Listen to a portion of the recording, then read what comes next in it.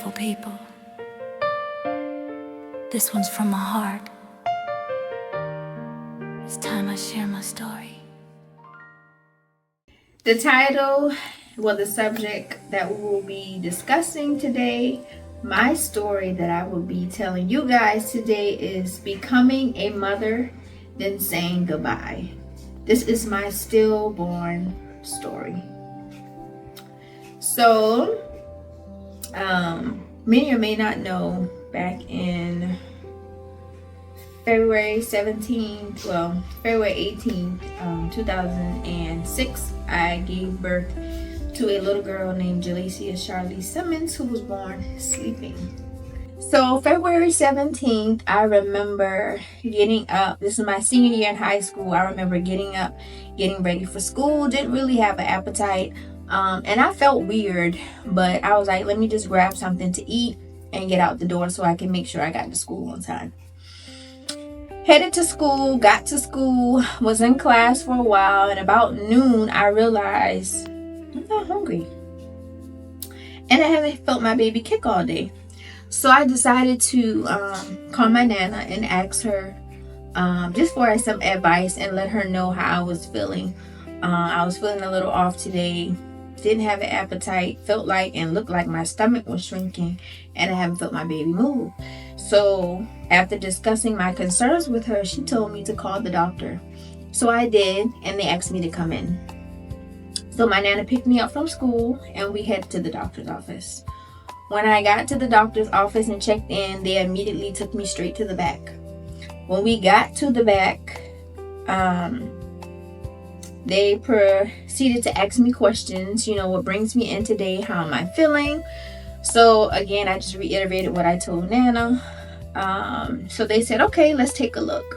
So they asked me to lay back, and when I lay back, they put I don't know what you call it, but when you hear the baby's heartbeat. So they put that on my stomach, and she just kept moving it around, and you couldn't hear anything. So she was like, okay, let's try something else. Let's do an ultrasound. So they put the jelly on my stomach, and she did the ultrasound, and she stared at the screen for a minute, and then she turned the screen to me and she said, I am so sorry, but there's no heartbeat. And instantly I was like, huh? What? She was like, yeah, and based off your measurements, it seemed like the baby stopped growing, I'm guessing. Because based off the measurements, there has been no growth spurt, because I was 6 months at this time. So the baby should, I'm guessing, weighed a certain amount or measured a certain amount. And she was like, there has been no increase in the measurements. And I did disclose to her how I felt like my stomach was shrinking and getting smaller. And she said, oh my God, you may be losing amniotic fluid. So I was like, wow. And she said, well, based off your measurements, it looks like your baby may have been passed for a while. So we need to get you to the hospital so that we can start labor. And in the midst of all this chaos and me trying to digest everything was going in, the staff was just so sweet. She told me, she said, we don't want you to go back through the front, with the disturbing news, and you've been crying. So we're going to escort you through the back door, and we're going to transport you to Trident Hospital. So leaving out of there, I'm in a whirlwind, because I'm like trying to digest everything that was said to me, because I'm a 17-year-old girl, teenage girl that's pregnant, and just found out that my baby has no heartbeat. So I get transported to Trident Hospital.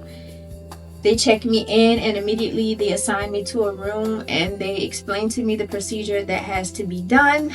They connect me to IVs, and they tell me that they have to give me Pitocin so that it can start the labor, the process. So here I am, about to have a baby, and my baby will be born sleeping. It was a lot to digest. That night was a long night, but nevertheless, my support system was there. The next day, I ended up having my baby girl, February 18th, 2006, Jalaysia Charlise Simmons was born. She only weighed 1 pound. Her skin was like jelly, but she had all of her fingers, all of her toes. When she was born, the staff in the hospital, they did an amazing job.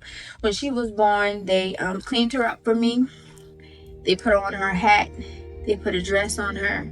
They did a print of her hands and her feet. They took a picture with me and her, and they gave me this box that I would be, and we had a blanket that they wrapped her in, but they gave me this box that was a keepsake that I will forever be able to cherish with the memories with my firstborn. But yeah, that process was hard because, again, I'm a young teenage girl who's still a baby herself, that just had a baby that was born sleeping. That night was hard because I know I'm getting ready to deliver a baby, and I'm on a labor and delivery floor, and I'm hearing moms deliver their babies, and I'm hearing cries, and I know that that won't be the same for me. I know that when my child was born, I would never be able to hear her first cry. I will never be able to hear her say mommy. I'll never be able to hear her see her first words, or see what she was like, or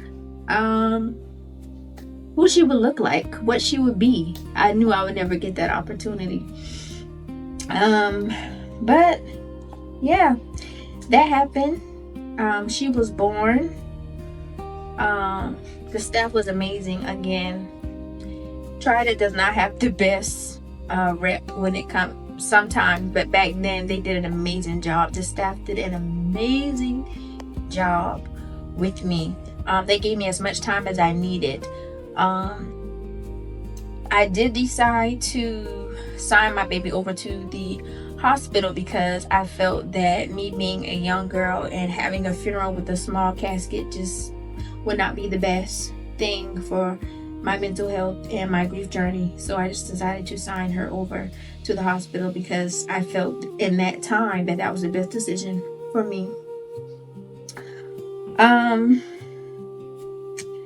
Yeah, let's see.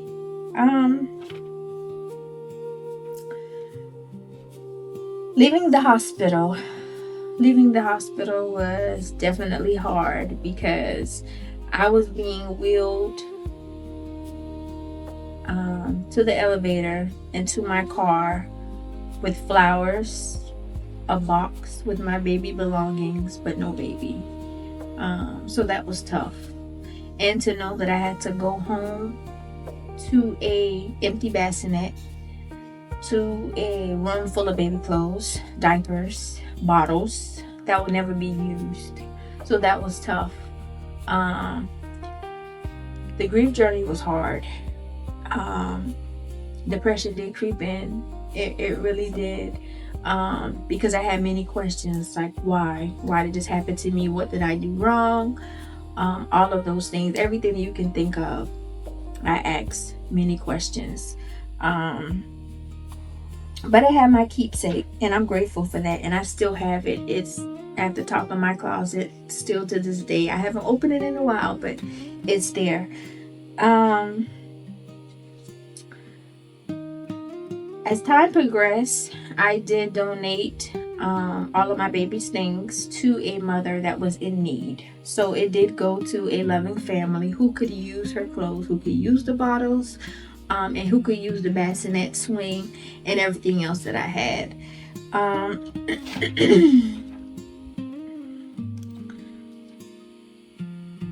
I say all this to say, grief has no manual. To all my grieving moms who gave birth to their baby sleeping, who gave birth full term and a baby did not survive. I feel you, I see you, I understand. This journey is not easy. I'm pretty sure it's a journey that you don't want to be a part of, but it happens. But I want you all to know, me as that 17 young girl, I grew up in church all my life, but I did not have the relationship with Christ that I should have had. But nevertheless, he never left me, even in that moment, even in that darkest moment of my life. He never left me. He was there the entire time. And let me tell you, God makes no mistakes. He does not. He makes no mistakes. God does all things well.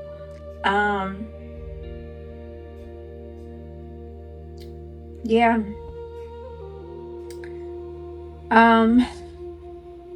I just want to encourage you, grieving moms, even right now in this very moment, that God sees every tear and he knows your very pain. Seek him in everything. Ask him to help you, teach you how to properly cope. Because the last thing you want to do is run to other things that will make it worse, that will not fill that void. Drinking is not going to do it. Partying is not going to do it.